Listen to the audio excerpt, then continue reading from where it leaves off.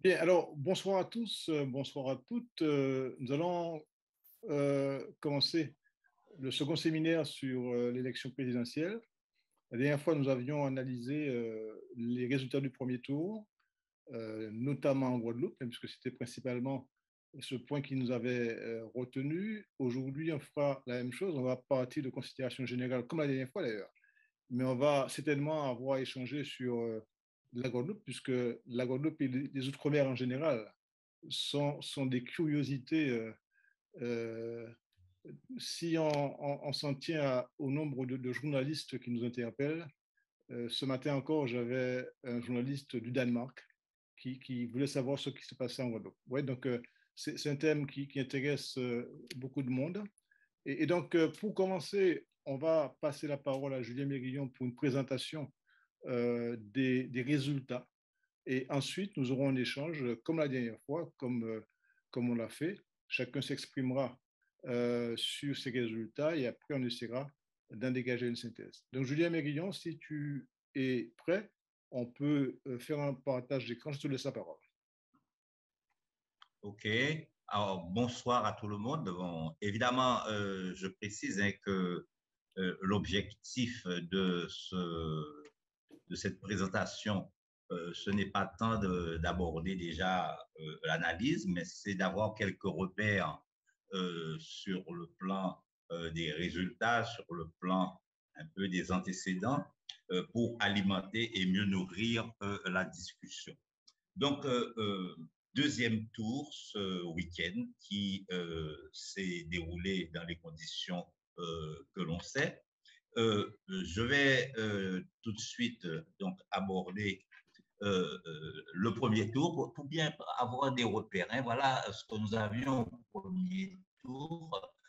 Si vous voulez, bon, deux qualifiés, Emmanuel Macron et Marine Le Pen. Le premier avec 27,84 des suffrages exprimés, le second avec, la seconde avec 23,15, mais surtout le fait que Jean-Luc Mélenchon avec 21,95 constituait en gros le trio, puisque tous les autres étaient en deçà de 10%, et ça c'est un élément important à prendre en considération. Ça veut dire que le vote se jouerait autour de ce trio et c'est bien évidemment Mélenchon disqualifié, c'est le report de ses voix qui allait être déterminant. Alors, pour simplement mémoire, hein, je rappelle qu'en 2002, Jacques Chirac avait été opposé au père de Marine Le Pen, Jean-Marie Le Pen, et que à cette époque, donc, on a les résultats que vous avez sous les yeux, qui c'est sans égalité. C'est sans égalité. Est-ce que vous pouvez éteindre les micros là, s'il vous plaît? Éteignez le micro, s'il vous plaît. Voilà, merci beaucoup. Merci beaucoup. Donc, des résultats qui étaient assez significatifs, hein, 82,21% pour Jacques Chirac et 17,79% pour Jean-Marie Le Pen. En 2017, nouvelle configuration où à ce moment-là, Emmanuel Macron est opposé à Marine Le Pen et vous le voyez là avec une abstention de l'ordre de 25,44%, c'est important à prendre en considération. Eh bien, Emmanuel Macron obtenait 66,10%, tandis que Marine Le Pen obtenait 33,90%. Alors, ce qu'il faut surtout noter, c'est que bon, Emmanuel Macron a bénéficié là, en 2017 de deux choses. Premièrement, bon, il n'avait pas de grand passé politique et donc ça a fait, beaucoup de gens ont préféré si vous voulez, bon, s'exprimer de son côté. Et la deuxième chose importante, il y a eu quand même, alors, on ne peut pas parler, je ne veux pas tellement parler de Front républicain, mais en tous les cas, une volonté clairement exprimée de s'opposer à l'extrême droite. Et élément important, je crois qu'il faut prendre en considération, c'est l'évolution de l'abstention aux élections présidentielles en France depuis l'élection au suffrage universel en 1965. Je trouve ce schéma particulièrement évocateur. Bon, on sait très bien que l'élection où on a le moins voté, c'est 1969, dans la mesure où après le départ du général de Gaulle, entre Pompidou et Poher, il n'y a pas eu un grand engouement pour l'élection et ça a donné, si vous voulez, un record d'abstention au deuxième tour de 31,1%. Alors, en Guadeloupe, au premier tour, bon, là encore, je ne reviendrai pas longuement sur les résultats que vous avez sous les yeux. Jean-Luc Mélenchon arrive largement en tête avec 56,16%. Il est suivi de Marine Le Pen d'assez loin, 17,93, et Emmanuel Macron est troisième avec 13,43. Alors, c'est le même trio qu'à l'échelon général, simplement l'ordre est inversé. À l'échelon général, c'est Emmanuel Macron qui arrive en tête et devant Le Pen et Mélenchon. Mais c'est le même trio et avec un affaissement total des autres qui sont en deçà, et c'est encore plus important en Guadeloupe, alors que bon, on est à 7% pour Zemmour ici, bon, le quatrième est à 2,95, ce qui montre que bon, il y a eu effectivement une cristallisation de l'électorat autour de ces trois candidats. En 2002, en Guadeloupe, eh bien, ça avait donné les résultats que vous avez sous les yeux, 91,28% d'exprimés pour Jacques Chirac et 8,72% pour Jean-Marie Le Pen. Alors, c'est important à retenir ce chiffre, 91,28 et 9,72 pour Jean-Marie Le Pen. C'est un rejet pur et simple de l'extrême droite à l'époque qui est manifesté. Alors, en 2017, voilà, dans les Outre-mer, ce que ça nous donne au deuxième tour, on le voit en Guadeloupe, Emmanuel Macron 75,1% et Marine Le Pen 24,8%. À la Martinique, Macron 77,5%, Marine Le Pen 22,4%. À la Guyane, Macron 64,9%, Le Pen 35,1%. Alors, on prendra aussi le cas de la Réunion qui est intéressant, 60,3, 39,3. Donc, d'une manière générale, on voit que Macron l'emporte dans tous les territoires et pays d'outre-mer à l'époque, si vous voulez, il constitue un peu la nouveauté. Alors, deuxième tour, voilà le résultat tel qu'il sort, et ça c'est les résultats officiels du ministère de l'Intérieur, c'est le résultat 58,54% pour Emmanuel Macron au niveau général, avec une participation de 71,99. Je vous demande de vous souvenir des chiffres que nous avons vus. C'est le deuxième niveau d'abstention par rapport aux élections depuis 1965. Rappelons-nous que c'était 31% en 1969. On est ici à 28% d'abstention, ce qui montre bien qu'il y a eu une forme, si vous voulez, de protestation. Mais intéressant à noter aussi le nombre important de chiffres de vote blanc. C'est quand même 2 millions de personnes qui représentent 6,35% qui votent blanc et des votes nuls 2,25%. Ces chiffres sont assez éloquents qui montrent bien les enjeux dans ce second tour. Alors, l'idéal, c'est de bien comprendre comment les gens ont voté. Et là, on a la carte un peu du vote par département. Le vote Macron se situe essentiellement dans les grandes villes, comme on l'a déjà dit, au centre de la France, dans l'Île-de-France, alors que le vote Le Pen, il est au nord-est de la France, un peu au sud-est de la France, un peu aussi vers la région bordelaise et bien évidemment tout ce qui est périphérique, de la Corse jusqu'à la Guadeloupe, en passant par la Martinique, la Guyane, toute la périphérie d'une manière générale. Alors, le terme ici est employé entre guillemets, ce n'est pas les régions ultra-périphériques, mais la périphérie par rapport à l'Hexagone. Donc, cette périphérie donc, oppose à Emmanuel Macron un refus catégorique. Et ça, je crois que bon, c'est un élément important à noter. Alors, en Guadeloupe, et là, on commence à rentrer dans ce qui a attiré beaucoup l'attention, c'est effectivement 69,6% pour Marine Le Pen. Je rappelle que bon, au premier tour, elle était très loin de Jean-Luc Mélenchon, ce qui signifie dans la compréhension qu'on peut avoir des phénomènes qu'une grande partie de l'électorat de Jean-Luc Mélenchon s'est reportée sur Marine Le Pen. Autrement dit, la protestation qui s'est exprimée à direction de Jean-Luc Mélenchon, ben, elle s'est traduite par un vote Jean-Marie Le Pen, au point que celle-ci ait pu obtenir 69,6%, autrement dit, un chiffre beaucoup plus important que ce que Mélenchon a obtenu lui-même. Mais tout aussi intéressant à noter, c'est l'importance des votes blancs et nuls. Ils sont quand même de 5,71%, c'est assez significatif. Une abstention de l'ordre de 52,82%. Je rappelle que, bon, une fraction de l'opinion, et en particulier de l'opinion politique un peu nationaliste, indépendantiste, s'était prononcée pour cette abstention. Ben, on voit 52,82%. Alors, ce n'est pas que, il ne faut pas se faire d'illusions, mais il y a quand même, si vous voulez, à prendre en considération cette importance de l'abstention, à prendre en considération l'importance du vote blanc, 5,71, et du vote nul, 5,51%. Autrement dit, des gens qui ont voulu manifester autrement que par le vote Marine Le Pen, le rejet quelque part de l'actuel président, et ça c'est un élément essentiel à prendre en considération. La Martinique, on est à peu près dans la même dimension, hein, 60,87. Alors, c'est 9 points de moins qu'en Guadeloupe, mais c'est quand même assez important, avec 39,13% pour Emmanuel Macron, qui est assez faible, et surtout une abstention qui est de l'ordre de 54,55%.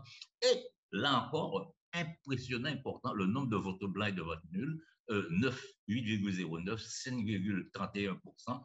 Ce sont des éléments à prendre en considération dans l'analyse, parce qu'on parle souvent des résultats Le Pen-Macron, mais on ne prend pas en considération cette dimension du vote blanc et du vote nul, qui est une manifestation, qu'on le veuille ou non, politique de l'électorat vis-à-vis des enjeux. Alors, en Martinique, assez curieusement, voilà les villes qui ont voté et ont donné la préférence à Marine Le Pen.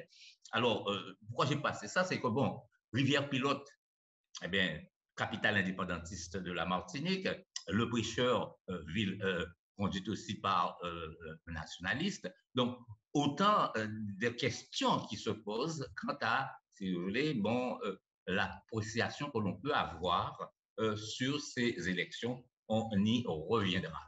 Alors, la Guyane, elle, bon, n'échappe pas à la règle, hein. Et Marine Le Pen arrive avec 60,70%. Mais là encore, l'abstention est importante, hein. Elle est de 61,1%. Elle est beaucoup plus forte en Guadeloupe et en Martinique. Et même si les bulletins bleus, nuls et blancs sont moins importants, mais l'abstention est plus forte. Autrement dit, les gens qui refusaient l'enjeu ont préféré, auraient, en tous les cas, mettons les choses conditionnelles, auraient préféré s'abstenir.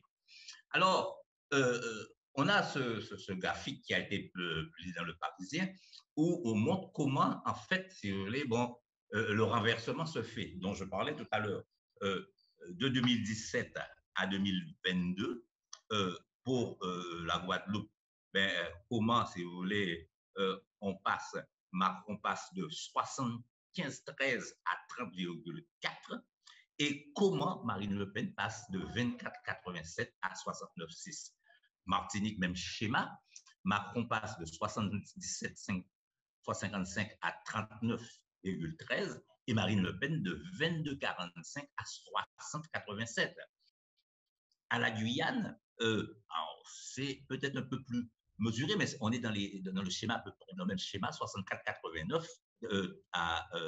pour Macron à 39,3 et 35,11 à 60,7 pour Marine Le Pen. Alors, quand on va un peu plus loin à La Réunion, où apparemment, et on donnait d'ailleurs beaucoup de commentateurs à l'époque, disaient que bon, s'il y avait cette propension à la révolte dans les Antilles et la Guyane, les choses pourraient ne pas être la même chose à La Réunion. Pourtant, bon, un taux d'abstention qui est plus bas pour le nôtre puisqu'il est de 40,61%, mais les résultats sont de la même facture, hein. 59,57 pour Le Pen, 40,43. En blanc ou nul, mais là aussi, il n'y a pas énormément, c'est pas aussi fort qu'en Guadeloupe ou en Martinique, mais on n'a que 30,03 et 48. Il n'en reste pas moins, si vous voulez, qu'elle est la Réunion dans, on peut dire, la même dynamique d'opposition au président de la République. À Mayotte, par contre, là, assez curieusement, où on s'attendait effectivement à ce que Marine Le Pen, eu égard au thème qu'elle développe, eu égard aux problématiques qui existent à Mayotte, fasse un tabac. Alors, elle est largement en tête, elle a 59,1%. Il ne reste pas moins que c'est beaucoup moins fort que ce que l'on avait pensé. Macron arrivant à 40,9%. La participation, l'abstention là aussi est assez importante, 54,51%, mais ça c'est, on peut dire, une tradition à Mayotte, et les votes blancs ou nuls ne sont pas aussi forts qu'ils le sont en Guadeloupe et en Martinique. J'ai pris ici un cas qui m'a paru intéressant, c'est celui de la Corse. Et je parlais de périphérie tout à l'heure, et on voit que la Corse rejoint un peu le modèle avec 58,08%, et Emmanuel Macron n'a que 41,92%. Mais ce qui est intéressant aussi, c'est que de voir que l'abstention là-bas, elle est de 39,14%, plus faible que chez nous, et les blancs ou nuls plus fort. Et j'ai pris cet exemple qui m'a paru intéressant. C'est un village, il n'y a pas grand monde qui habite, mais enfin à Alzi, où le Rassemblement national a 0%, Emmanuel Macron 0%. Autrement dit, on a pratiquement, si vous voulez, dos à dos, et un rejet pur et simple. Alors, bien sûr, 34 inscrits, ce n'est pas grand-chose, mais en réalité, c'est un positionnement qui est assez clair, assez significatif, et qui, à mon avis, mérite d'être obtenu, notamment quand on remarque que l'abstention est de l'ordre de 97,06%. C'est ce chiffre-là qui est intéressant, 97,06%. Alors, quand on va un peu plus loin dans la périphérie, en Polynésie, là, Emmanuel Macron résiste un temps soit peu. Et je dis bien qu'il résiste parce qu'il ne gagne qu'avec 51,8%, mais avec une abstention de 57,74% qu'il faut comprendre par l'appel à l'abstention lancé par les Kanaks, par le FLNKS et par les mouvements indépendantistes. Et aussi, donc, les votants, on peut considérer que ce sont ceux qui, en règle générale, si vous voulez, sont légitimement attachés à la France. Voilà, très peu de bulletins blancs ou nuls. À la Polynésie, pareil, une abstention encore 65,2%, avec, si vous voulez, très peu de bulletins blancs ou nuls, et où, effectivement, sur le peu de votants... Tu as inversé entre Polynésie et Nouvelle-Calédonie, là, me semble-t-il. Comment? J'ai inversé entre... j'ai inversé, excuse-moi. Oh là là, oui. J'ai inversé. Ça, c'est la Nouvelle-Calédonie. Ouais, les Kanaks sont ici, là, ouais. C'est là qu'ils sont. Je reprends. Oh là là, oui. Là, c'est l'abstention. Je trouvais l'abstention faible aussi. Là, on est en Nouvelle-Calédonie avec une abstention qui est... Parce que les partis indépendantistes avaient appelé à l'abstention. On le voit, donc 65,2%. Alors, je reviens sur la Polynésie française. La Polynésie française, l'abstention est faible, mais où, je veux dire, le jeu est relativement serré, avec quand même une abstention de 57,74%, qui est assez importante. Donc, à la Nouvelle-Calédonie, abstention quasi record, si vous voulez, 65,2%.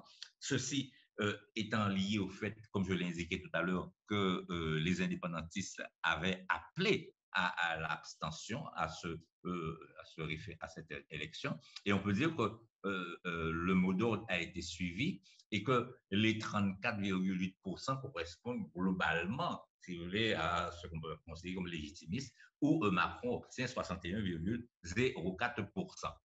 Alors, à Saint-Martin, intéressant aussi à noter, où Marine Le Pen arrive en tête. Je rappelle qu'au premier tour, à Saint-Martin, c'est Emmanuel Macron, c'est pas Emmanuel Macron, c'est Jean-Luc Mélenchon qui est arrivé en tête.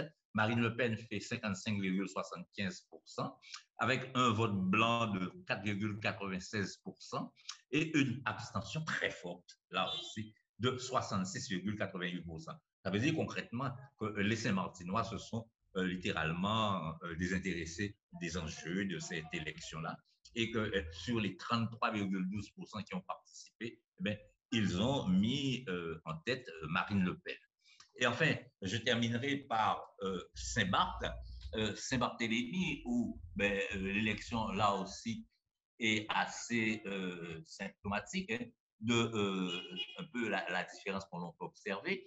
Je rappelle qu'au premier tour, l'ancien président de la collectivité, M. Magra, avait parrainé Éric Zemmour et dans quelque part s'était positionné un peu dans cette dimension et que Emmanuel Macron était arrivé en tête au premier tour. Et bien là, il y a eu pratiquement, on peut dire, une espèce de coagulation entre le vote Zemmour et le vote Le Pen pour arriver à ce que Marine Le Pen obtienne 54,5%, avec cependant, si vous voulez, un nombre de participants de l'ordre de 54%. Donc, on peut dire que, bon, on est ici dans de 56%, pardon, l'un des endroits où on a voté le plus. Là où on a voté le plus, où l'abstention est un peu relativement faible. Voilà donc globalement ce que l'on peut dire. Et par cette phase du mot, désormais, ils ne diront plus les outre-mer, mais les ultramarines. Merci, merci Julien. Merci Julien. Alors, il est clair qu'il y a un vrai contraste entre le vote dans l'Hexagone et le vote dans ce qu'on appelle les Outre-mer. Mais j'aimerais quand même juste ajouter, Julien, que il y a quand même quelques exceptions. Il y a des communes qui n'ont pas voté, Oui. Le Pen. Il n'y en a pas beaucoup, bien sûr, mais en Guadeloupe, je crois que il y a Terre de Bas. Terre de Bas, oui. Il y a 3 communes en Guyane. Oui. Il y a Bouillante aussi, je crois. Bouillante, c'est tout juste. C'est pas. Non, Bouillante, ils n'ont pas beaucoup voté, mais ils ont voté quand même Le Pen, je crois. Mais, Le Pen arrive en tête, mais avec 51%. Voilà. Et en Martinique, il y a 2 communes, c'est Shellcher et Trois-Îlets, me semble-t-il. Voilà. Voilà les exceptions qu'il fallait signaler pour ne pas donner quand même le sentiment que tout le monde a voté Le Pen. Enfin, c'est presque tout le monde. Presque tout le monde, ça. En tout cas, c'est la majorité, c'est clair. Alors bon, le débat maintenant est ouvert. Je ne sais pas comment vous souhaitez l'organiser. Moi, ce que je vous propose, c'est que chacun réagisse à sa manière, dans un premier temps, sur ses résultats, sur le sens enfin, l'interprétation qu'il en donne. Et puis après, on va échanger. Donc, qui veut réagir par rapport à ces résultats présentés par Julien Mérillon, que je remercie. Est-ce qu'il y a des points de vue qui émergent? Pierre a des choses à dire. Pierre Audin, avant de lever la main. Alors, avant que Pierre ne prenne la parole, oui. Je voudrais juste dire que, bon, il nous manque un certain nombre d'éléments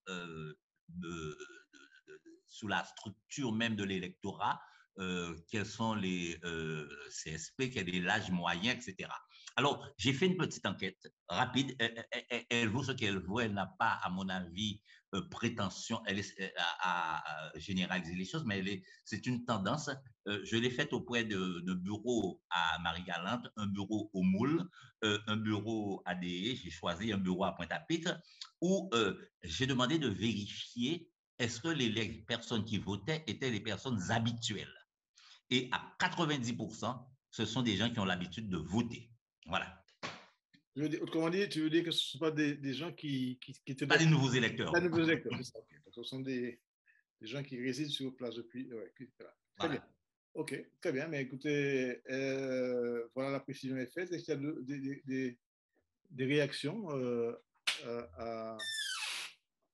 des réactions? Yeah. Moi, je veux bien réagir. Est-ce que tout le monde m'entend correctement? Très bien, on t'entend. Ça va. OK. Bah alors déjà, merci la parole et puis merci Julien Mérillon pour cette présentation très, très complète des chiffres.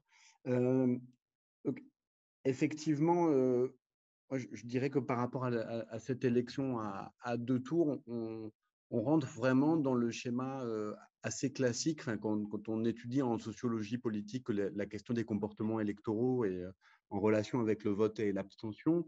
C'est-à-dire qu'on essaye de comprendre du point de vue sociologique comment ça fonctionne à partir de deux grands domaines, souvent, enfin, deux grandes figures qui sont les variables un peu lourdes, les déterminants proprement sociologiques, ce qui est la composition de l'électorat, et dans un second temps, un peu la question des enjeux.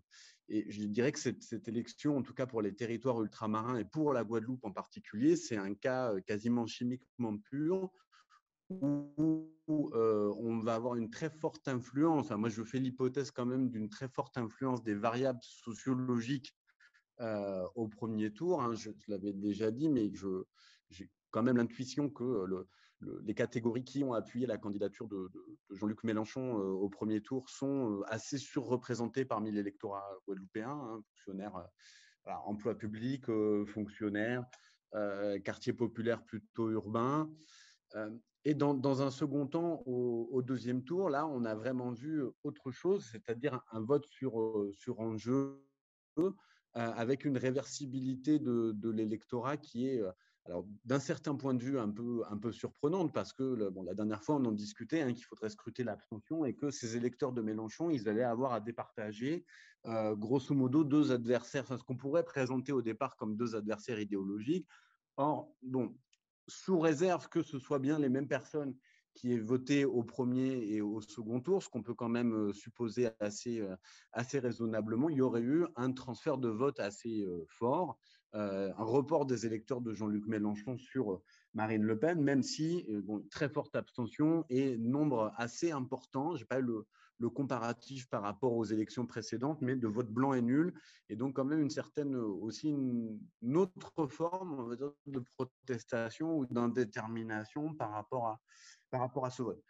Donc, alors effectivement, hein, ce qui semble se profiler, c'est quand même un vote sanction à l'égard d'Emmanuel Macron, qu'on avait déjà pressenti au premier tour parce qu'il était arrivé, mine de rien, que troisième. Je rappelle, c'est quand même un effondrement relatif du vote LREM au plan national. Donc, la politique locale et la politique nationale ne sont pas vraiment raccord de ce point de vue-là.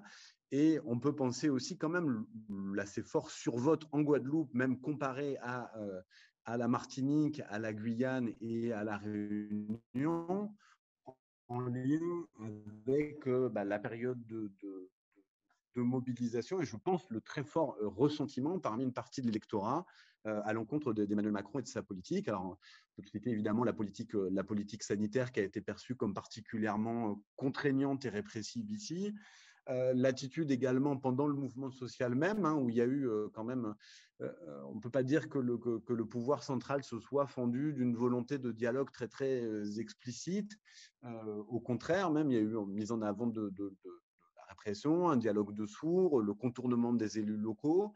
Alors, je pense qu'il y a tout un tas de questions qui ne sont pas tranchées, hein, mais est-ce que ce vote sanction est un vote sanction, entre guillemets, uniquement dirigé contre le gouvernement ou aussi un avertissement adressé à la classe politique locale?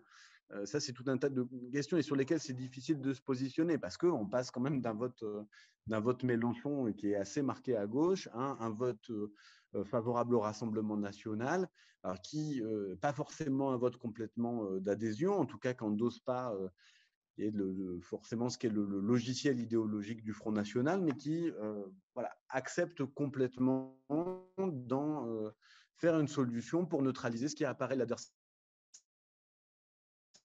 politique principal et donc en l'occurrence pour sanctionner Macron.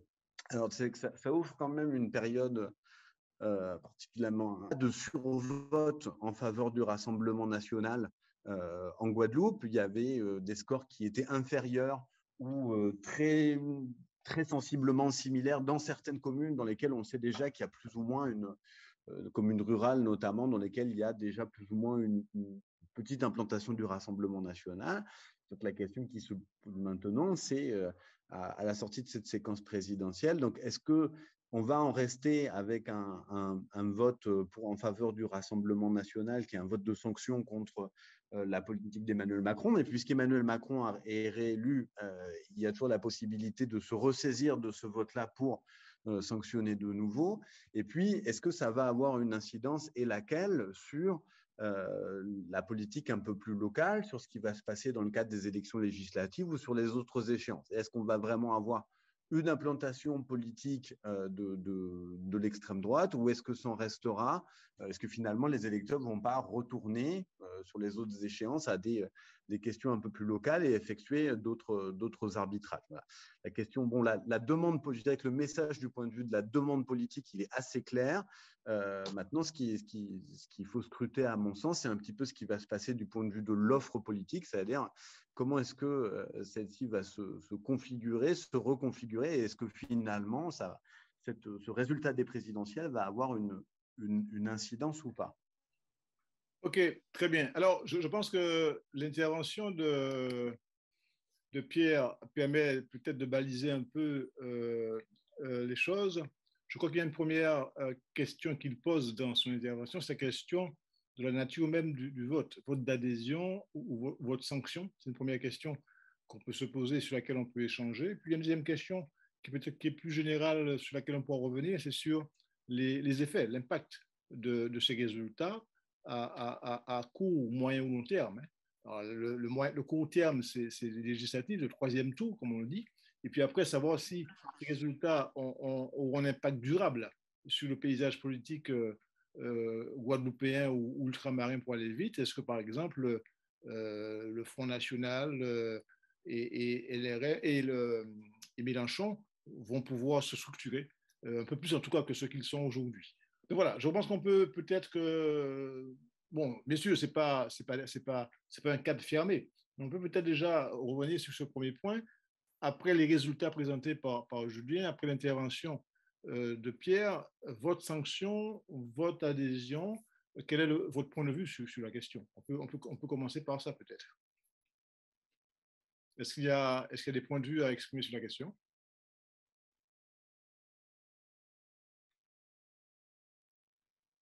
Vous m'entendez? Oui, on vous entend. Bonsoir, okay, tout le monde. Bonsoir. Alors, votre sanction... Je viens de me connecter. Je viens de me connecter, du coup, je laisse la parole à... OK, très bien. Alors, qui veut intervenir? Votre sanction, personne, et puis après, je vais partager mon avis. D'accord, très bien. Alors, peut-être... Sabrina a levé la main. Oui.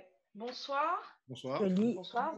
Donc, voilà. Donc, moi, c'est Sabrina. Alors, je suis assistante de service social en milieu hospitalier. Et par rapport à la question que vous venez de poser, et par rapport à ce que moi je... Attendez, est-ce que vous voulez fermer les micros, s'il vous plaît? Sabrina parle. Que chacun s'exprime au moment venu. Alors, vous fermez les micros, s'il vous plaît. Et on repasse la parole à Sabrina. Je vous en prie, allez-y, Sabrina. Merci. Donc, par rapport à la question qui a été posée, à savoir si ça a été un vote sanction, un vote d'adhésion, et par rapport à ce que moi je vis au quotidien en milieu hospitalier, et par rapport aussi aux usagers que je reçois, je pense plus que ça a été un vote sanction. Et ce qui était principalement dit et véhiculé parmi mes collègues et même parmi des usagers, c'est tout sauf Macron. C'est-à-dire que, à la limite, peu importe qui aurait été face à Macron, mes collègues auraient voté pour cette personne, mais pas pour Macron.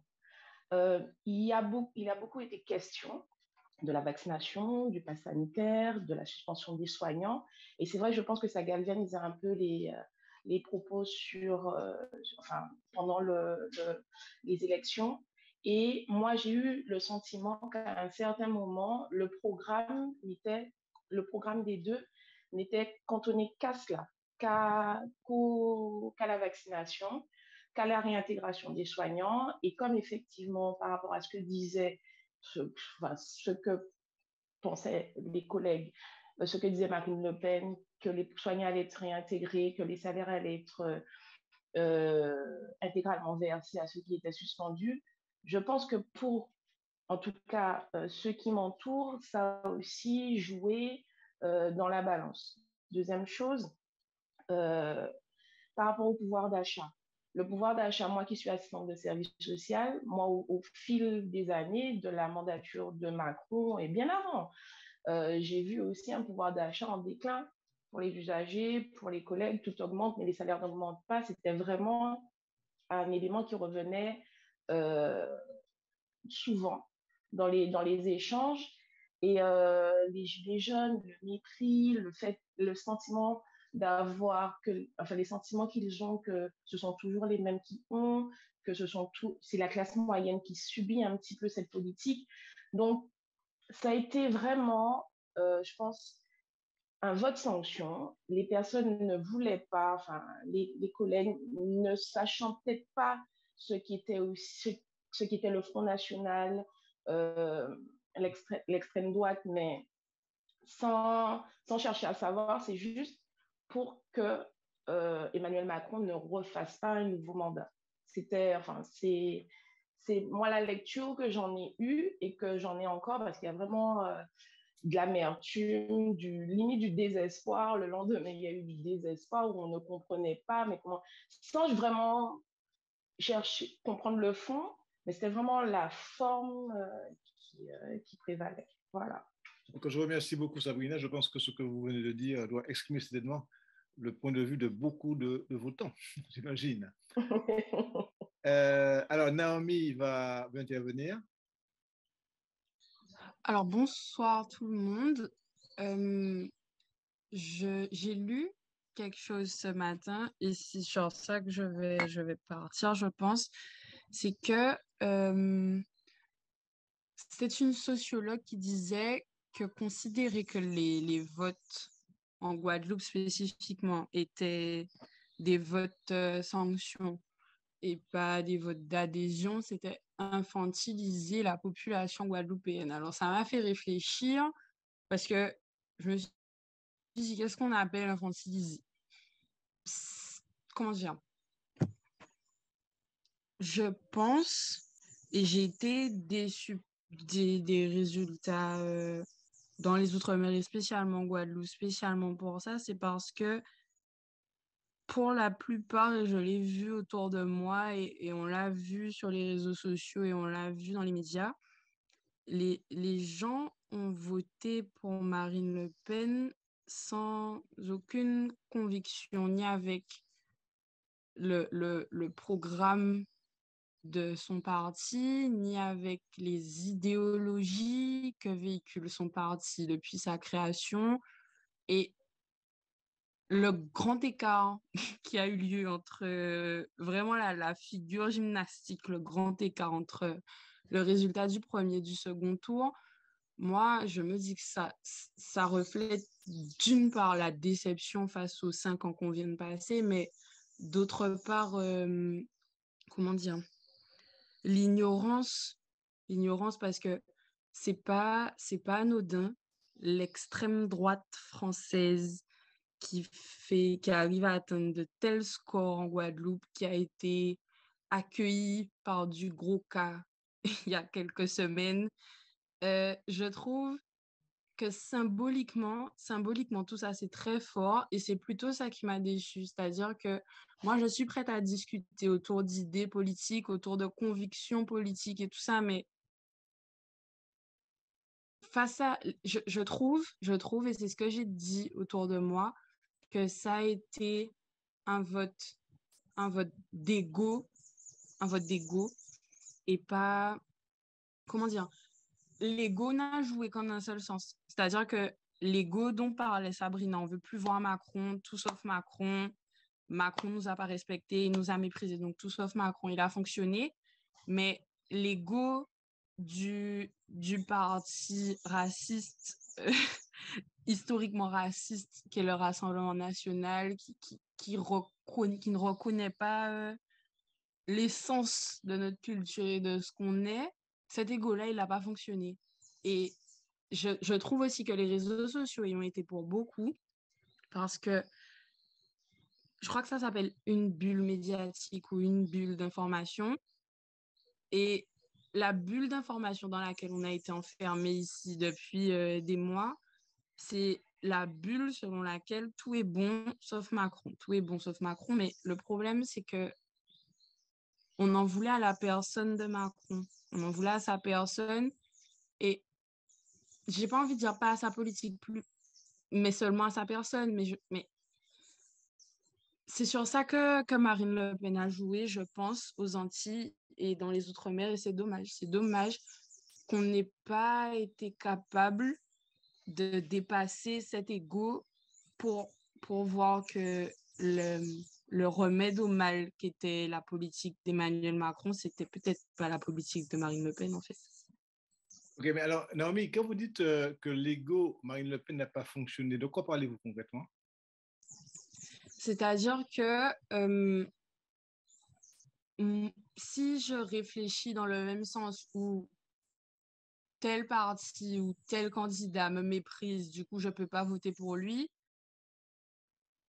on ne peut pas voter extrême droite en Guadeloupe. Si égaux pour égaux, je veux dire, aucun des deux candidats ne fonctionnait parce que Marine Le Pen a essayé de se redorer le blason au cours de la campagne, de se faire passer pour la candidate du peuple et la candidate gentille, etc. Mais il suffit juste d'avoir une toute petite culture historique et d'avoir une vision plus globale qu'on déteste Macron, donc on prend tout ce qu'il y a à part. Et dans ce cas-là, l'ego fonctionne des deux côtés. C'est ce que j'ai voulu dire. Okay, d'accord, je comprends mieux. Très bien. Ingrid? Oui, bonjour. Oui, alors moi, je vais être un peu, me faire un peu l'avocate du diable, mais de manière un peu intéressée, puisque c'est aussi, c'est c'est une observation, on va dire, mais c'est aussi une question que je pose,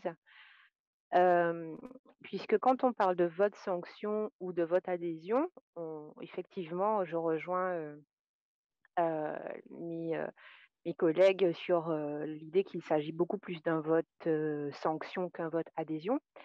Mais quand même, on est quand même, enfin, on est dans une république française. On est des citoyens donc égaux. Euh, et ce qui choque finalement que l'outre-mer, enfin, pourquoi cela choque que l'outre-mer ait autant voté Le Pen, c'est peut-être aussi la question c'est peut-être aussi poser une autre question. Comment une population, on va dire majoritaire afrodescendante, vote l'extrême droite? Et c'est en ces termes-là, quand on pose en ces termes-là, que on se pose la question, mais c'est la complexité justement de l'histoire de la France et de l'outre-mer. C'est-à-dire qu'au-delà de ça, pourquoi l'outre-mer ne voterait pas euh, pour, euh, pour l'extrême droite? Pourquoi il ne chercherait pas du changement? Pourquoi il n'adhérait pas à ces valeurs culturelles? Pourquoi ça choque autant? Je pense que c'est pour ces questions-là. Et donc, voilà, pourquoi ça choque effectivement qu'elle soit accueillie avec du roca? Pourquoi donc, il y a un vote adhésion pour moi, mais pas un vote adhésion à des valeurs culturelles de l'extrême droite, mais à un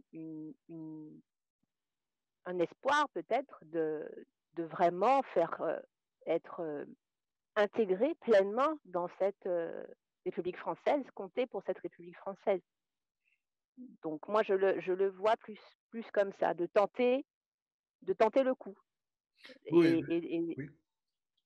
et de voir, voilà, de se mettre définitivement face à la menace et de voir finalement où ça en est, puisqu'une menace contre une autre, on a dit la peste ou le choléra. Bon, eh bien, on tente entre guillemets le pire, euh, puisque bon, voilà, mais on reste quand même on est quand même dans un système qui est censé être un système républicain. Donc, si je comprends bien, Ingrid, ça ne serait pas un vote d'adhésion aux valeurs du Front National, mais une adhésion à la République, c'est ça? Je ne sais pas si c'est une adhésion à la République, mais on est quand même dans on n'est pas dans une dictature. Je veux dire, on est dans un système où il y a il y a une constitution, il y a des lois qui protègent, il y a des donc je ne il y a un besoin d'égalité aussi dans l'outre-mer, il y a un besoin d'égalité sociale. Mhm. Donc, un parti politique français ou un autre, tout sauf Macron, mais un autre parti politique français. Voilà. Alors peut-être que je m'exprime mal, mais pour moi, la complexité de la compréhension de ce vote adhésion, pour moi, sanction ou adhésion, vient aussi de cette question-là. Comment des afrodescendants votent pour Le Pen? Oui, mais si il y a quelque chose qui tourne là sur les réseaux qui fait rigoler, où la fille Le Pen, le père Le Pen dit à la fille Le Pen, comment tu as fait pour gagner l'outre-mer? Et elle répond, parce qu'ils ont cru qu'ils étaient français. Et pourquoi pas? Peut-être qu'effectivement, c'est ce qui s'est joué.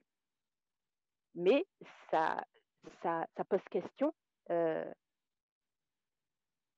Voilà. Alors que, est-ce que ça devrait poser question? Mais ça pose question parce que ça pose réellement question. Ça, j'ai dit tout à l'heure, voilà, moi, je trouve que la question, c'est plutôt comment des afrodescendants votent pour l'extrême droite, comment ça arrive, sur quel processus ça arrive. Et moi, je pense qu'il y a beaucoup eh bien, on est français aussi, finalement. Donc, on peut tenter un autre parti politique et éviter de reconduire le gouvernement Macron. Très bien. Nicolas? Oui, donc bonsoir à tous, à toutes. Je voulais juste dire que, oui, en plus, je pense qu'il n'y a pas de contradiction nécessaire entre le fait que, puisque le vote est individuel, qu'il y ait un peu plusieurs cas de figure qui se présentent au sein des motifs du vote. Alors, vous avez évoqué le vote économétrique, par exemple, par l'appât du gain, c'est-à-dire retrouver une situation meilleure, avoir des avantages issus du programme, des promesses de campagne de tel ou tel candidat. Ça a été le cas, et on l'a vu, que Jean-Luc Mélenchon avait proposé lui-même de rejoindre, entre guillemets, le camp des soignants et non vaccinés. Marine Le Pen a surfé sur cette vague et elle a aussi, d'après le propos de Sabrina, eu l'adhésion de certaines de ses collègues par rapport à cela. Il y a aussi le fait que, comme disait Ingrid, qu'il y ait aussi une part d'adhésion. Il ne faut pas oublier qu'en Guadeloupe, il y a des militants du Rassemblement national. Il y a des personnes qui en font la promotion et j'aimerais souligner par rapport au propos de Naomi que cet ego lié au rejet d'un parti historiquement considéré comme raciste, eh bien, en fait, ce racisme a été déconstruit dans son apparence, au moins. Si vous regardez les techniques utilisées actuellement dans l'extrême droite, et c'est pour cela qu'on qualifie Zemmour de paratonnerre de Marine Le Pen, parce qu'il est allé dans des extrêmes encore plus poussés, c'est que précisément, ce sont des personnes de couleur qui sont le plus, on va dire, hargneux dans la défense de Marine Le Pen et de son parti.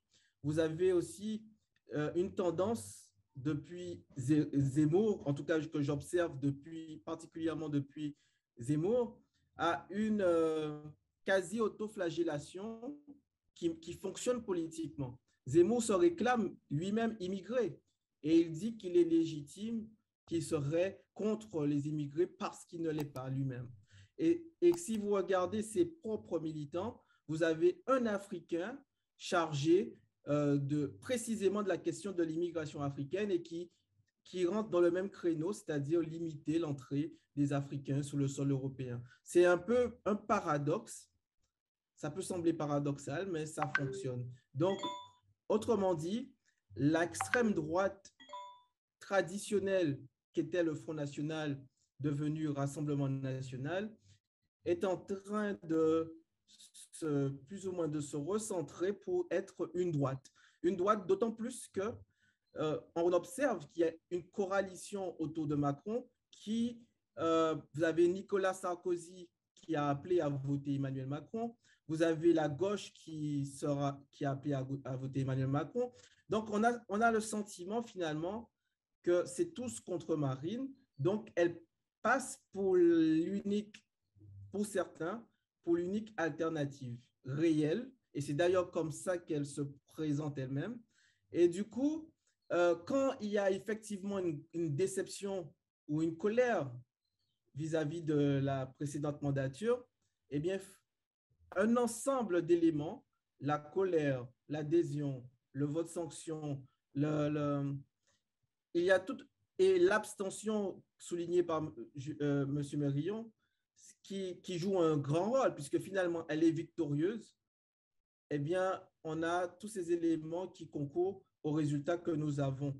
Et sans compter s'il fallait ajouter un grain de sable dans la machine, bien huilier de la République, puisqu'on en a parlé, effectivement, on est libre officiellement de voter, sauf que, comme on a pu le voir à Alzi dans la présentation de M. Merillon, il y a eu 100% de rejet dans cette commune du haut de la Corse, ce qui montre qu'en réalité, cette liberté de choisir, elle est tronquée parce que c'est une liberté parfois entre deux choses qu'on ne veut pas, deux personnes qu'on ne veut pas. Et par conséquent, c'est une liberté de supermarché, on choisit entre les produits présents. Et ce n'est pas une liberté, on va dire, aux yeux de ceux qui rejettent le choix. Voilà, donc ce sera mon propos. On pourrait s'étendre beaucoup plus, mais j'en ai exprimé une bonne partie. OK, merci. En essayant d'être un peu plus court la prochaine fois. Merci, merci Nicolas. Alain Maragnès. Alors, il faut mettre le micro, hein, Alain. Le micro est fermé. Voilà. On entend. Est-ce que vous m'entendez? Voilà, on entend maintenant. Voilà. En fait, je vais faire court à la question vote sanction, vote d'adhésion. Je pense qu'évidemment, c'est un vote sanction. Je risquerais cette explication parce que ça m'étonnerait que massivement la population adhère complètement aux thèses donc, de l'extrême droite. Ceci dit, et j'apporte un bémol, j'ai l'impression quand même que ces idées-là avancent sur le territoire parce que les compatriotes acceptent d'adosser, d'être la figure un peu de l'extrême droite localement. C'est-à-dire que c'est quand même des choses qui aujourd'hui est complètement assumée par certains représentants du parti au niveau national. Ensuite, il y a toujours ce rapport, je dirais, au territoire, ce rapport à l'étranger.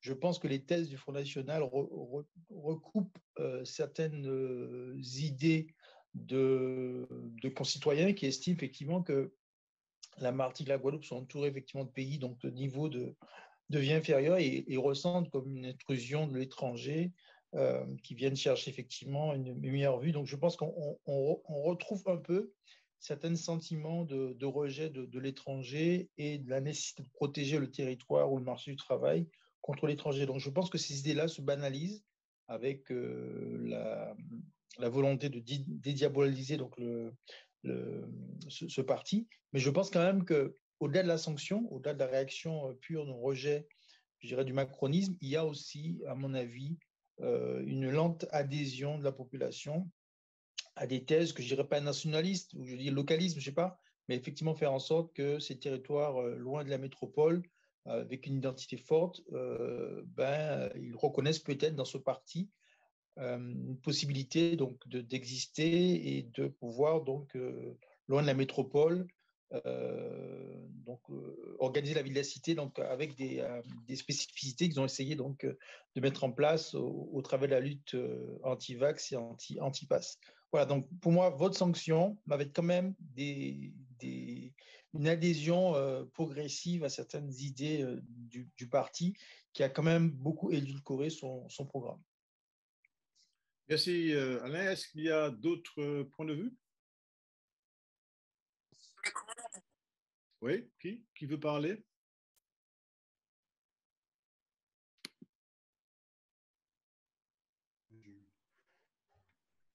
Ouais.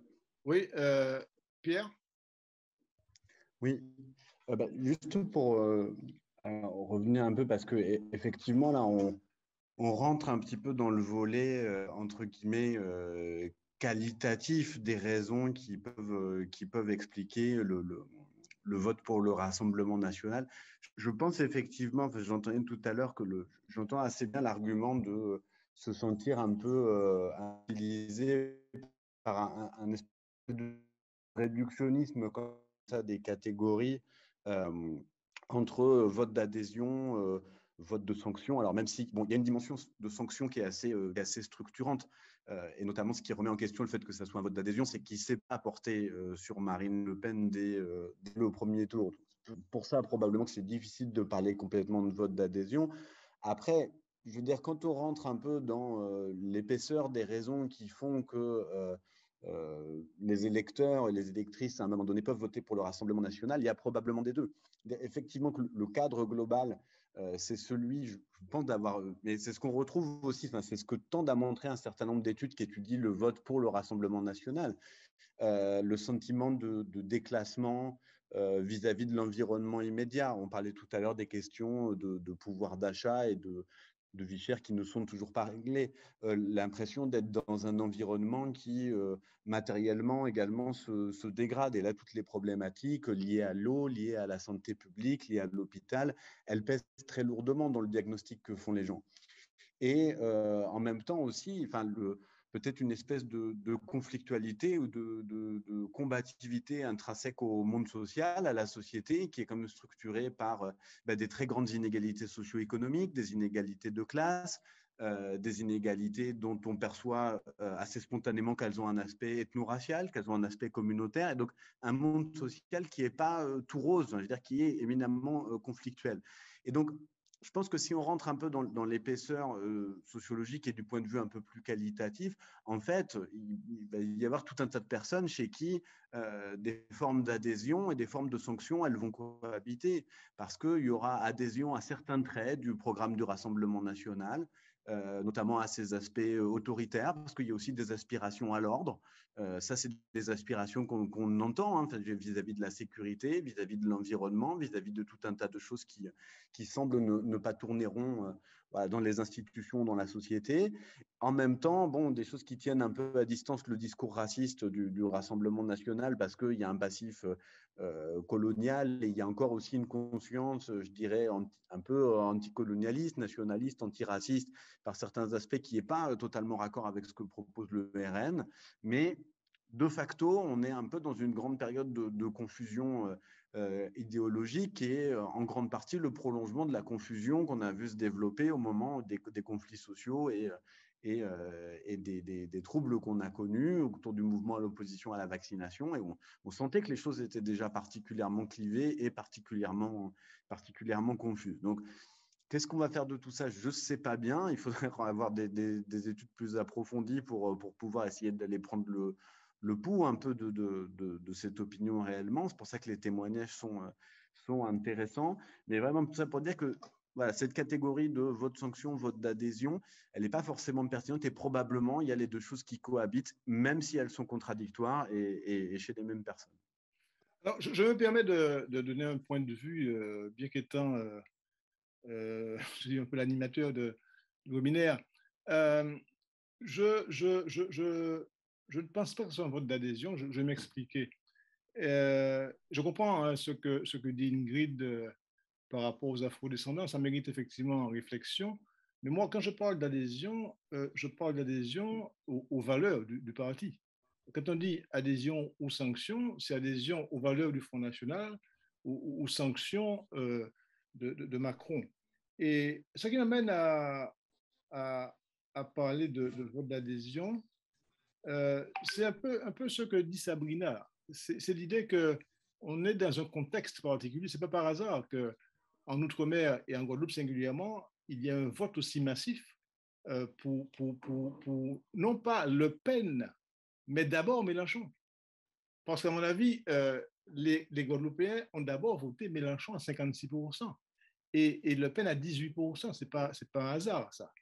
Donc, je veux dire que quand on commence par ça, si on dit qu'il y a un vote d'adhésion à Marine Le Pen, il faut dire qu'il y a un vote d'adhésion aussi à Mélenchon. Or, ce n'est pas possible qu'on puisse adhérer aux deux, des deux, parce que ce n'est pas la même chose.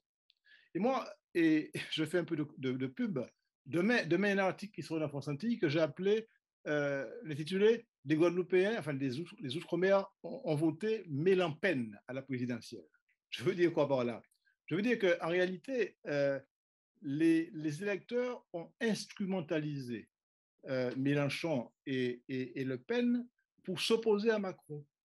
Et donc, moi, je crois qu'on ne peut pas réduire ce vote à un vote d'adhésion pour la simple raison que l'adhésion, on ne voit pas sur quoi elle porterait.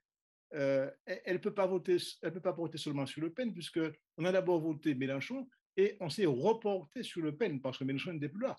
Mélenchon aurait été là, qu'il aurait voté pour Mélenchon et la question serait posée également. Donc, je ne crois pas qu'on puisse, à ce stade-là, associer le vote à des valeurs. Il n'y a pas de consistance idéologique à ce vote-là. Et le Mélenpen dont je parle, c'est une espèce d'objet bizarre qui n'a pas de consistance idéologique. C'est plus un instrument, un moyen de rejet de quelque chose qu'on ne veut pas. Donc voilà pourquoi je pense qu'il n'y a pas eu de vote d'adhésion. Alors, Priscilla a levé la main. Priscilla, vous avez la parole.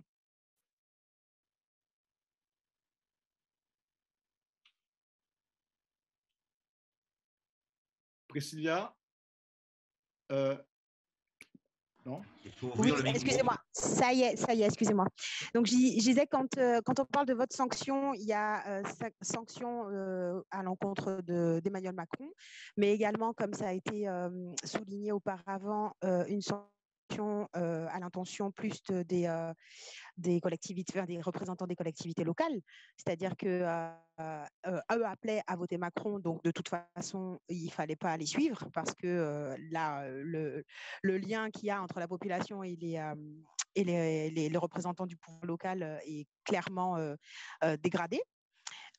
Et effectivement, un deuxième point, c'était l'idéologie. C'est vrai que quelque part, là où on pourrait parler de vote d'adhésion, c'est que dans une configuration où on était indépendant, je pense qu'on aurait peut-être massivement des votes qui seraient pour un candidat nationaliste.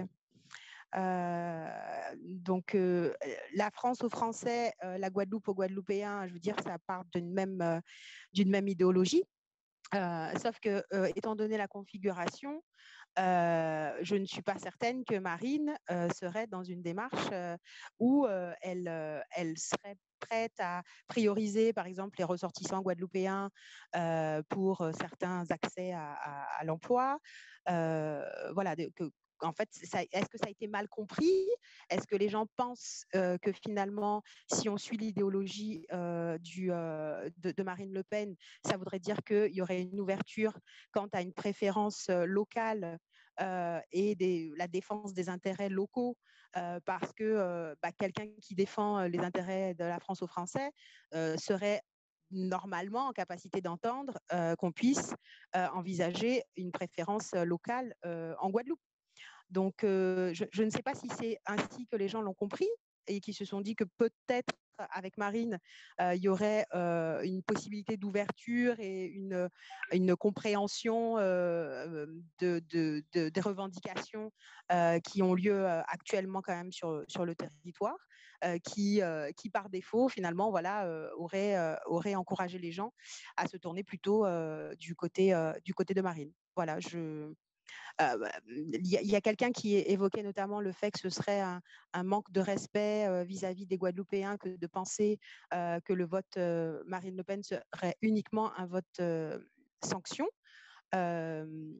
effectivement, peut-être qu'il y a eu là peut-être un espoir de travailler avec Marine sur une préférence nationale ou en tout cas une possibilité de défendre les intérêts des Guadeloupéens prioritairement au regard de qu'elle prône en matière de préférence pour les Français au niveau national. Je ne sais pas si je me suis bien exprimée.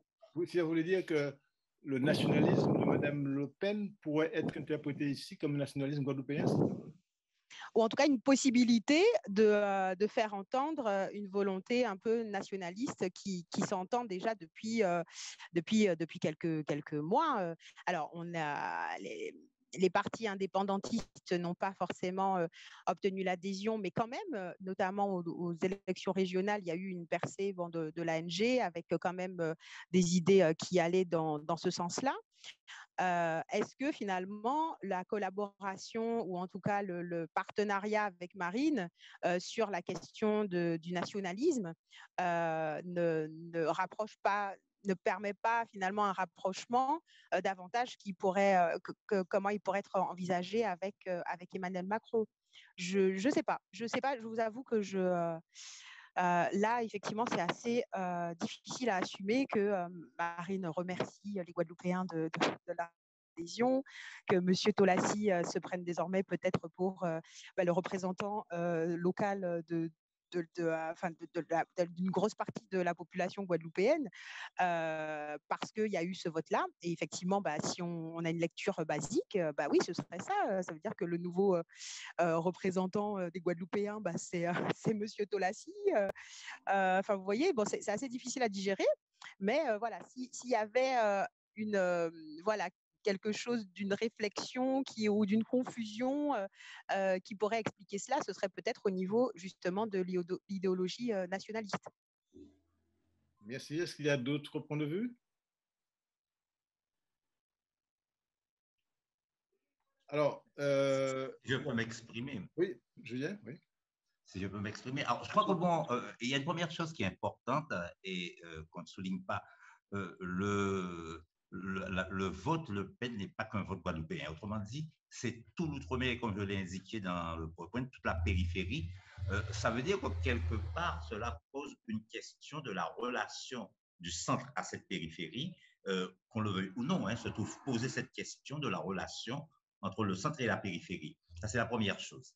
La deuxième chose qui me paraît essentielle, quelle est l'essence du discours qui a été retenu chez Marine Le Pen? Marine Le Pen a affirmé de façon très claire et très nette davantage d'État, davantage d'intervention de la puissance publique sur les salaires, sur le marché, etc. Bref, c'est vrai, un discours que l'on aime entendre dans nos régions. Et je crois que bon, de là, je ne vois pas comment ce discours-là peut être, enfin, en tous les cas, en l'état actuel des choses, peut être comparable à celui qui est tenu par les militants nationalistes. Puisque, d'un côté, c'est le renforcement de l'État, alors que de l'autre côté, précisément, c'est une espèce de détachement par rapport à cet État. Donc, il y a une grosse complexité. Mais fondamentalement, je pense que bon, dans cette élection, il y a eu surtout un besoin réel, et si j'en juge par ce que j'ai pu entendre comme réaction chez des marins-pêcheurs, chez des commerçants, etc., c'est un besoin véritablement de considération. Et je crois que c'est ça le des problèmes essentiels. Marine Le Pen a fait comme si elle avait de la considération pour l'outre-mer, et l'image, la représentation, et ça c'est très important, la représentation d'Emmanuel Macron dans l'outre-mer est une représentation extrêmement négative par rapport à notre façon d'appréhender la politique, par rapport à nos relations, à notre modèle même de liaison sociale. Et ça a joué fortement, je crois, dans le vote. Et en réalité, Marine Le Pen a joué sur ce tableau pour dire, bon, vous voyez, moi, je suis plus proche de vous, je suis là pour vous comprendre, etc. Et je ne suis pas là pour vous accéder coup de bâton. Donc, moi, je crois que bon, c'est tout cela, mais c'est cette grande complexité. Et je voudrais terminer en disant une chose.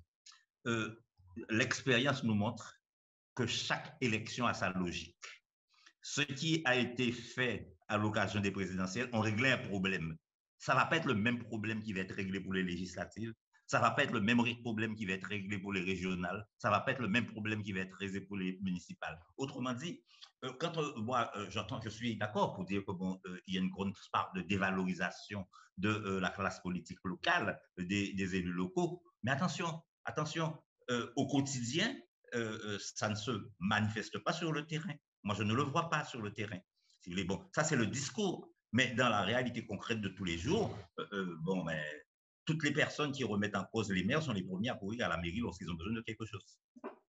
Alors, l'intervention de Julien, en tout cas dans sa deuxième partie, nous permet une transition vers un deuxième point que nous avions annoncé, qui est l'impact de ces résultats sur la suite, c'est-à-dire sur les législatives déjà et peut-être le reste, hein, savoir s'il y aura une implantation durable ou pas de ces partis et qui se structureront éventuellement plus que ce qu'ils ont fait jusque-là. Alors, sur la question du troisième tour, en fait, les données sont assez claires. Bon, il y a une présidentielle avec deux tendances dominantes, celle de Mélenchon d'abord, celle de Le Pen ensuite, mais il y a aussi un paysage politique local qui est plutôt fait de personnes qui ont appelé à voter Macron.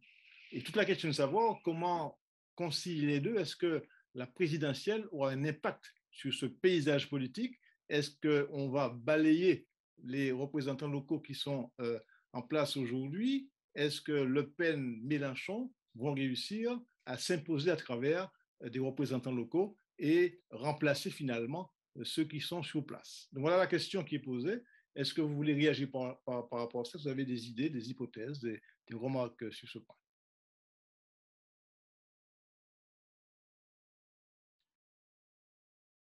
On est au stade d'hypothèse, oui. Il y a Alain Marignès qui a levé la main. Allez-y, Alain.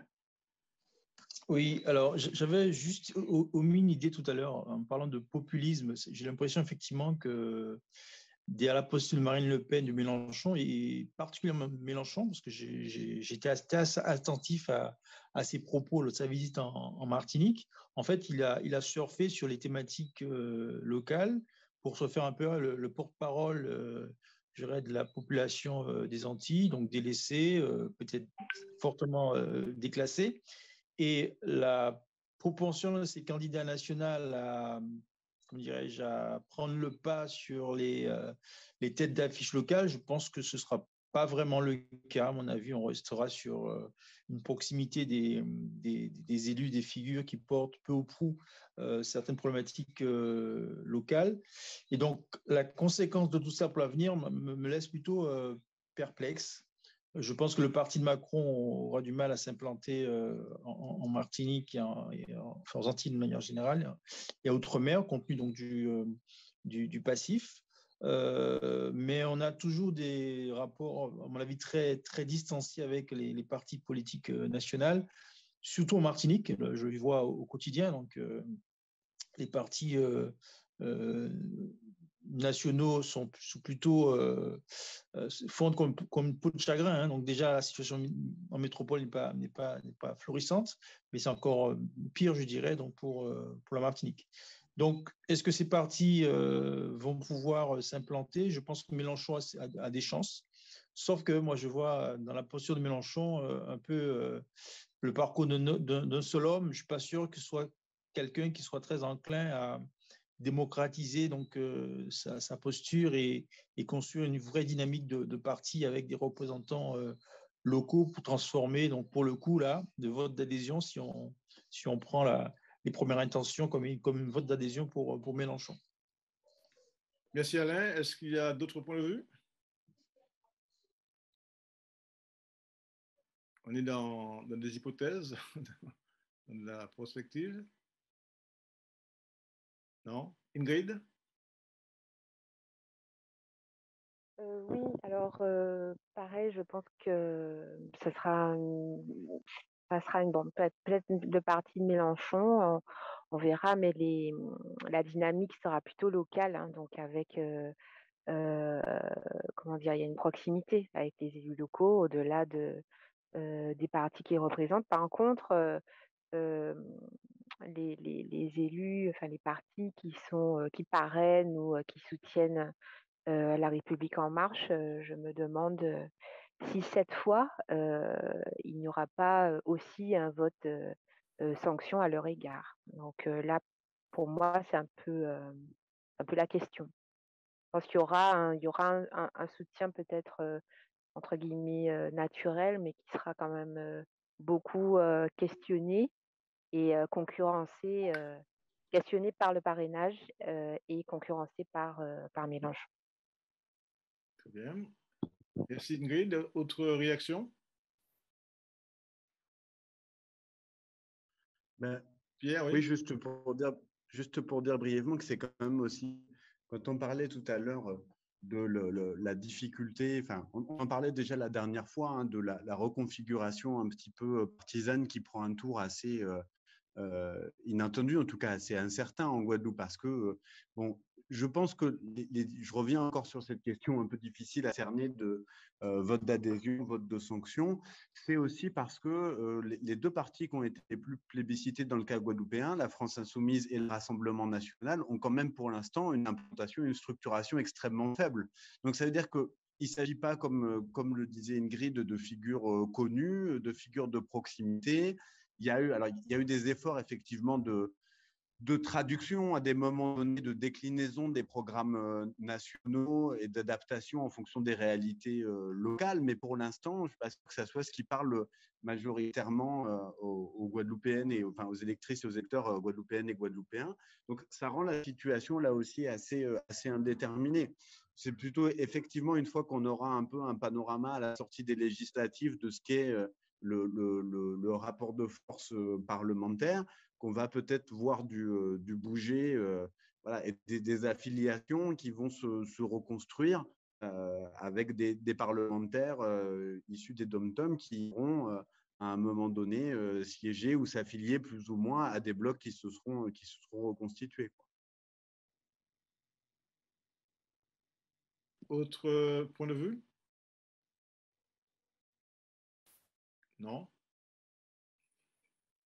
Bon, écoutez, il nous reste encore quelques minutes pour réagir sur ce point. Alors, sauf s'il y a d'autres aspects que vous voulez souligner.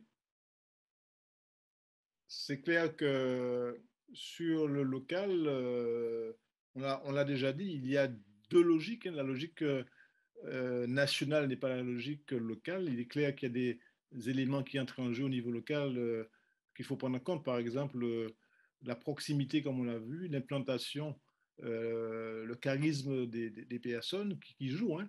On est, en dépit du fait que le député, il est le député de la nation, il est quand même élu dans une circonscription locale. Donc ça veut dire qu'on ne peut pas occulter cette dimension-là et il n'est pas exclu que cette dimension-là l'emporte sur ce qui s'est passé au présidentiel. C'est pas sûr que la présidentielle ait pour effet de balayer ceux qui sont en place. Je crois qu'ils vont certainement éviter de faire allusion à Macron, je suppose, parce que c'est peut-être pas un bon argument dans l'élection locale. Je vois mal comment tous ceux qui jusque-là ont défendu Macron reviennent et parlent de lui, même s'ils annoncent des promesses qui ont été faites et leur capacité à obtenir des résultats. Ça, bon, les gens, je crois ils sont vaccinés, hein, bon, c'est le cas de le dire. Donc, je ne suis pas sûr néanmoins que la logique présidentielle ait un impact déterminant sur la logique, la dynamique locale. C'est à voir, bien sûr, c'est une hypothèse, on verra au niveau des résultats comment ça se passe. Alors, il y a deux participants qui ont levé la main. Il y a Annick Abella. Bonsoir. Annick, allez-y. Oui, bonsoir, Monsieur Reynaud, bonsoir tout le monde. Je suis arrivée en retard, hein, donc j'avais une réunion avant, mais je ne sais pas ce qui s'est dit. Mais s'agissant du vote de la Guadeloupe et des Antilles en général. Moi, j'ai un avis assez, je ne sais pas s'il est partagé par d'autres, hein, mais pour moi, la première raison serait d'abord un vote de séduction. Parce que je pense que Mme Le Pen a quand même réussi à, au-delà du fait qu'on ait nos problématiques qui sont, enfin, on parle de, tout à l'heure, je ne sais plus qui est intervenu en parlant du sursaut nationalisme en Guadeloupe, je pense qu'il y a cette séduction qui s'est opérée. Ensuite, en deuxième lieu, moi, j'aurais mis vote sanction, mais vis-à-vis de nos élus. Et en troisième lieu, j'aurais mis vote sanction vis-à-vis effectivement du président en place et du constat de son quinquennat. Après, s'agissant des législatives, par contre, j'aurais envie de dire que ce qui pourrait sauver nos députés, ce serait simplement le fait qu'il n'y aurait pas en face d'eux des candidats qui aient une notoriété. Parce que, en vérité, dans ma circonscription, je pense que le jeune Tolassi aura toutes ses chances parce que, comme on l'a souligné tout à l'heure également, c'est quelqu'un qui est maintenant quelque part représentatif. Après, face aux autres députés, je ne vois pas bien qui pourrait pouvoir prétendre à se positionner malgré le fait qu'il y ait eu en premier lieu un vote pour Mélenchon. Mais je ne suis pas sûre que les Guadeloupéens aient voté Mélenchon pour son programme tellement. Enfin, je dirais en grande partie non.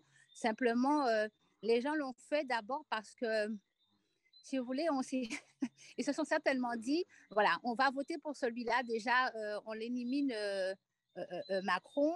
Enfin, c'est un peu cru, hein, ce que je dis, ça n'a pas voilà. Et si effectivement Marine est là, ce sera Marine. Mais je pense que d'abord, on s'est caché un petit peu en votant Mélenchon. Je pense qu'une grande partie de la population a voté Mélenchon, même si beaucoup se sont reconnus dans son programme. Même, je pense qu'il y a une petite couche quand même qui l'a fait pour ne pas...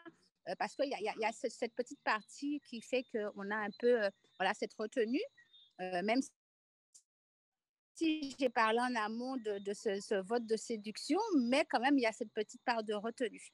Je ne sais pas si je ne suis pas confuse dans ce que je dis, non, c'est clair, mais voilà mon analyse par rapport à...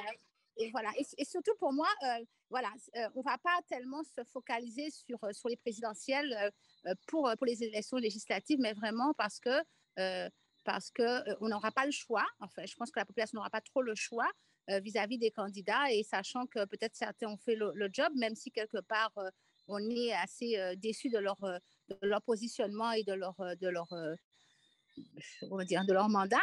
Mais en face, il n'y a pas quelque chose qui pourrait nous permettre de sauter le pas et de partir sur le changement. Très bien. Je vais passer la parole. Merci Annick. Je passe la parole maintenant à Camille et après à Thierry. Camille, vous avez la parole. Camille. Camille. Je laisse Thierry aller avant. Comment? Je laisse la parole. Je laisse la parole. Ah, bon, ben, très bien. Mais Thierry, alors? Oui, merci. Bonsoir à tous. Je ne serai pas long du tout, mais moi, je voulais juste poser une question qui me semble importante. Et que ce vote, donc, au deuxième tour pour Le Pen, bon, moi, j'adhère un peu plus peut-être à la thèse du vote sanction hein, qu'aux autres. Mais en tout cas, en partant de cela, je me demandais si ce vote a quand même beaucoup surpris, je veux dire, a beaucoup étonné pour certains même. C'est un vote que bon, certains ont qualifié plus ou moins d'intolérable ou alors de violent, hein, même, je pourrais même dire, hein, pour aller plus loin, pour exagérer les choses. Mais il me semble qu'il y a une question quand même derrière, c'est toutes ces personnes qui ont voté pour Le Pen par sanction vis-à-vis de Macron et du programme Macron et du quinquennat Macron. La question que je me pose, c'est comment dirais-je, qu'est-ce qui les a motivés à opérer un vote aussi surprenant, aussi violent, aussi étonnant, c'est-à-dire qu'est-ce qu'ils estiment avoir vécu, qu'est-ce qu'ils estiment voir, quelles sont leurs représentations du quinquennat Macron dans peut-être la façon dont il a géré la crise sanitaire et d'autres dossiers, qui a amené toutes ces personnes à faire un vote sanction comme celui-là. C'est la question que je me pose, c'est-à-dire qu'à une réaction, entre guillemets, aussi violente, forcément, il doit y avoir une cause assez violente, et je me demande s'il y en a une, quelle est cette cause violente, quelle représentation les personnes ont de ce quinquennat Macron, au point justement d'avoir voté dans les outre-mer ou les ultramarines, comme dit Julien, d'avoir voté donc pour Marine Le Pen. Mais Thierry, je pense que les causes violentes, Sabrina, au début, elle les a bien présentées. Je ne sais pas si tu étais là, mais Sabrina, qui travaille dans le milieu social, si j'ai bien compris, elle a présenté une situation qui peut expliquer largement le comportement de beaucoup d'électeurs. En tout cas, même s'ils ne sont pas dans le milieu, des gens qui ont sympathisé déjà avec les personnes qui sont dans le milieu, mais plus largement, je crois qu'il y a pas mal de dossiers sur lesquels la population est allée jusqu'à la détestation de Macron. Donc je crois que la violence, elle a été perçue par les électeurs, et pas seulement sur les questions de vaccins, mais sur d'autres dossiers également. Et il y a objectivement un appauvrissement des populations qui s'observent. Hein. Et donc, je pense que ces éléments-là sont assez parlants et assez violents pour justifier, en tout cas pour expliquer ce comportement-là. Ce n'est pas nécessairement qu'il faut le justifier en votant Le Pen, ce n'est pas ce que je veux dire. Loin de là. Mais le fait que les gens aient d'abord voté contre le gouvernement et les élus locaux, ça il faut le dire aussi, je pense que c'est fondé sur un contexte, le contexte dans lequel nous vivons. Je crois que c'est ça, hein, me semble-t-il. Donc la violence, si tu veux, oui. il semble qu'elle est exécutée. Hein. Camille, d'abord, et ensuite on va passer la parole à Julien qui va profiter pour conclure d'ailleurs. Camille, vous avez la parole. Oui, bonsoir. Juste pour dire que en Guadeloupe, effectivement, je pense qu'il y a eu une sorte de consensus autour de la nécessité du changement qui s'est matérialisé par le vote Marine Le Pen, mais ça n'a pas été le cas en métropole. Donc, personnellement, pour les législatives, je suis partagée. Je ne suis pas certaine que le LFI va forcément faire une ascension aussi fulgurante qu'on l'espère ici. Enfin, je ne sais pas, hein, mais comme on fait des hypothèses. Oui. Voilà. Et je pense, après, c'est très abstrait, mais qu'on n'est pas encore arrivé au bout du système dans lequel on est, et que pour que la population massivement se mobilise pour vouloir le changer, il faudrait qu'on arrive au terme de ce système-là. Voilà. Merci. Merci Camille. Julien Mérillon pour la dernière intervention et la conclusion dans la foulée, Julien. Merci beaucoup. Non, ce que je voudrais dire tout simplement, je partage l'idée de la détestation qui s'est construite autour de la personne d'Emmanuel Macron. Et je crois qu'Emmanuel Macron, c'est l'incarnation du nouveau rapport de l'État à la périphérie et du nouveau rapport des politiques avec les outre-mer. Je crois que on est dans une situation où aujourd'hui la classe politique française ne considère plus l'outre-mer comme une espèce de petit bijou que l'on conserve malgré tout et que l'on caresse en permanence. On est aujourd'hui dans une situation où les politiques publiques qui sont définies le sont à partir d'éléments comptables. Et je crois que Macron est tout à fait dans cette logique-là. Et évidemment, on n'a pas l'habitude de tout cela. Et je crois que c'est ce qui est en train de se passer, c'est ce changement de paradigme, ce changement d'époque que l'on vit. Et évidemment, on reporte un peu tous les ressentiments sur Macron. Alors, je ne vais pas faire de la défense de Macron, puisque l'idéologie ultralibérale qu'il porte ne peut pas me convenir, mais j'essaie de comprendre objectivement comment s'est construite cette détestation, comment cette représentation, cette incarnation de la France qui bat, qui méprise est perçue et les raisons pour lesquelles elle est perçue. Et moi, je crois que bon, c'est les nouveaux rapports qui s'instaurent. Et je crois qu'il va falloir s'habituer à ces nouveaux rapports. Et quoi qu'on dise, même Marine Le Pen, même Mélenchon, etc., vont être obligés tôt ou tard à s'aligner sur des logiques qui sont beaucoup plus comptables. Alors, s'il fallait conclure, c'est toujours difficile de conclure un débat comme celui-ci. Simplement, ce que je dirais, c'est que bon, nous avons une situation inédite, une situation particulière, mais qui est pleine d'enseignements pour la science politique. Et de ce point de vue, cela nous amène à réfléchir et je crois que bon, à essayer d'appréhender le problème. Alors là, on l'a vu de façon globale, mais il serait intéressant, par exemple, d'essayer d'analyser par commune, d'essayer d'analyser la relation entre votre campagne, votre urbain, etc., pour tenter de trouver une explication et de comprendre un peu le comportement des électeurs. Mais il n'en reste pas moins que le débat a été, à mon avis, extrêmement riche. Il nous a permis d'aller au-delà des simples clichés dans lesquels bon, la presse a tendance à enfermer ce débat et à poser des vraies questions. La question d'Ingrid, par exemple, sur est-ce que bon, un afro-descendant peut se permettre de se retrouver dans la logique lepéniste, ou la question qui a été posée par Priscilla Paulin sur le rapport entre le lepénisme, autrement dit, nationalisme lepénisme et nationalisme de décolonisation. Ce sont deux nationalismes. Alors, est-ce qu'ils peuvent se rejoindre à un moment donné? C'est une question qui est posée et qui, à mon avis, mérite d'être approfondie. En tous les cas, je crois que bon, on a eu là un débat intéressant qui nous aura permis d'aller un peu plus loin, étant entendu que ce n'est qu'un début.